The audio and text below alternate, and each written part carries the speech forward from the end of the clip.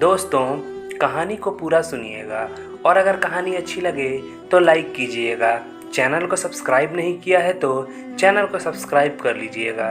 तो चलिए स्टार्ट करते हैं। अपने दूसरे विवाह के बाद विकास पहली बार जब मेरे घर आया तो मैं उसे देखती रह गई थी। उसका व्यक्तित्व ही बदल गया था।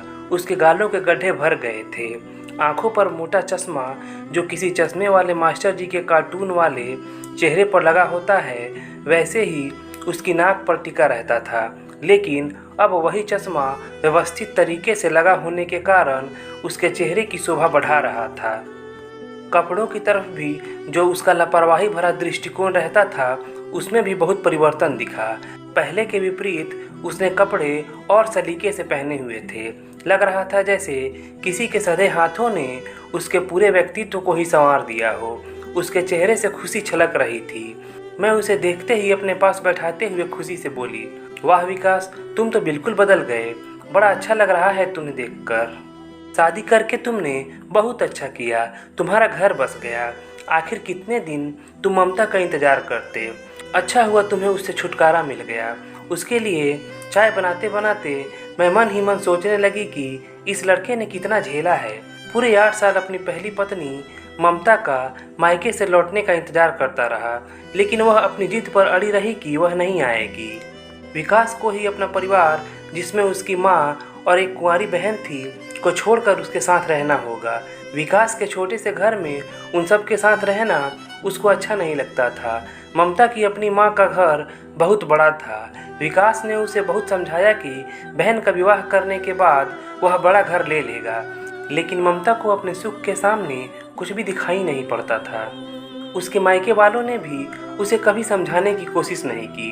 विकास ने ममता की अनुचित मांग को मानने से साफ इनकार कर दिया, लेकिन ससुराल में जाकर ममता को समझाने में कोई कसर नहीं छोड़ी। अंत में वही हुआ, दोनों का तलाक हो गया। उन 8 साल में हमने विकास को तिल तिल मरते देखा था। वह मेरे बेटे रवि का सहकर्मी था। अक्सर वह हमारे घर आ जाता था। मैंने उसको कई बार समझाया कि वह अब पहली पत्नी का इंतजार न करे और तलाक ले ले, लेकिन वह कहता कि वह ममता को तलाक नहीं देगा। ममता को पहल करनी है तो करे। ममता को जब यह विश्वास हो गया कि विकास उसकी शर्त कदापि पूरी नहीं करेगा तो उसने विकास से अलग होने का फैसला ले लिया। चाय पीते हुए मैंने विकास से उसकी नई पत्नी के बारे में पूछा तो उसने बताया, आंटी, मैं तो शादी करना ही नहीं चाहता था, लेकिन माँ और बहन की जिद के आगे मुझे झुकना पड़ा। आपको पता है कि उमा जिससे मैंने शादी की है वह एक स्कूल में टीचर है। उसके 2 बच्चे, एक लड़का और एक लड़की है। लड़का 12 साल का और लड़की 16 साल की है। उमा भी शादी नहीं करना चाहती थी। उमा के माँ बाप तो उसे समझा कर थक गए थे, लेकिन अपने बच्चों की जिद के आगे उसने शादी करना स्वीकार किया। जब उन बच्चों ने मुझे अपने पापा के रूप में पसंद किया तभी हमारा विवाह हुआ। मेरी होने वाली बेटी ने विवाह से पहले मुझसे कई सवाल किए। पहला कि मैं उसके पहले पापा की तरह उनसे मारपीट तो नहीं करूँगा। दूसरा, मुझे शराब पीने की आदत तो नहीं है। जब उसे तसल्ली हो गई तब उसने मुझे पापा के रूप में स्वीकार करने की घोषणा की। मैंने भी उनको बताया कि मेरे ऊपर जिम्मेदारी है। मैं उनको उतनी सुख सुविधाएं तो नहीं दे पाऊंगा जो वर्तमान समय में उन्हें अपने नाना के घर में मिल रही है। मैंने अभी बात पूरी भी नहीं की कि मेरी बेटी बोली कि उसे कुछ नहीं चाहिए, बस पापा चाहिए। मुझे पले पलाए बच्चे मिल गए और उन्हें पापा मिल गए।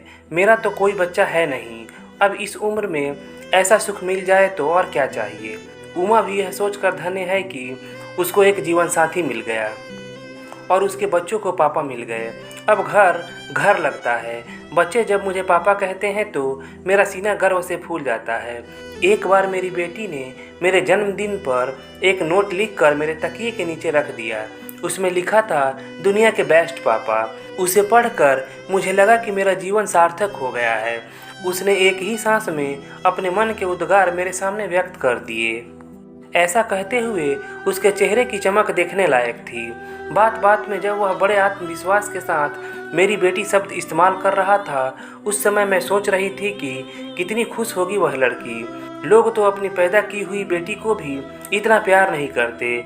मैंने कहा, सच में तुमने एक औरत और उसके बच्चों को अपना नाम देकर उनका जीवन खुशियों से भर दिया। एक तरह से उनका नया जन्म हो गया है। तुमने इतना बड़ा काम किया है कि जिसकी जितनी भी प्रशंसा की जाए कम है। तुम्हें घर बसाने वाली पत्नी के साथ पापा कहने वाले बच्चे भी मिल गए। मुझे तुम पर गर्व है, कभी परिवार सहित जरूर आना। उसने मोबाइल पर सबकी फ़ोटो दिखाई और दिखाते समय उसके चेहरे के हाव भाव से ऐसा प्रतीत हो रहा था जैसे वह कोई नेशनल लेवल का मेडल जीत कर आया है और दिखा रहा है। चलता हूँ आंटी जी, बेटी को स्कूल से लेने जाना है, वह मेरा इंतज़ार कर रही होगी। अगली बार सबको लेकर आऊँगा। और झुकते हुए मेरे पांव छूकर दरवाजे की ओर वह चल दिया। मैं उसे विदा करके सोच में पड़ गई कि समय के साथ लोगों की सोच में कितना सकारात्मक परिवर्तन आ गया है। पहले विधवा औरतों को कितनी हेय दृष्टि से देखा जाता था, जैसे उन्होंने ही कोई अपराध किया हो। पहली बात तो उनके पुनर्विवाह के लिए समाज आज्ञा ही नहीं देता था, और किसी तरह हो भी जाता तो विवाह के बाद भी ससुराल वाले उनको मन से स्वीकार नहीं करते थे। अच्छी बात यह है कि अब बच्चे ही अपनी माँ को उनके जीवन के खालीपन को भरने के लिए उन्हें दूसरे विवाह के लिए प्रोत्साहित करते हैं, जैसा कि विकास के साथ घटित हुआ है। यह सब देखकर मुझे बहुत सुखद अनुभूति हुई और आज की युवा पीढ़ी की सोच को मैंने मन ही मन नमन करते हुए आत्मसंतुष्टि का अनुभव किया। दोस्तों, अगर कहानी अच्छी लगी हो तो प्लीज़ लाइक कीजिएगा। चैनल को सब्सक्राइब नहीं किया है तो चैनल को सब्सक्राइब कर लीजिएगा। चलिए मिलते हैं अगले कहानी वाले वीडियो में। धन्यवाद।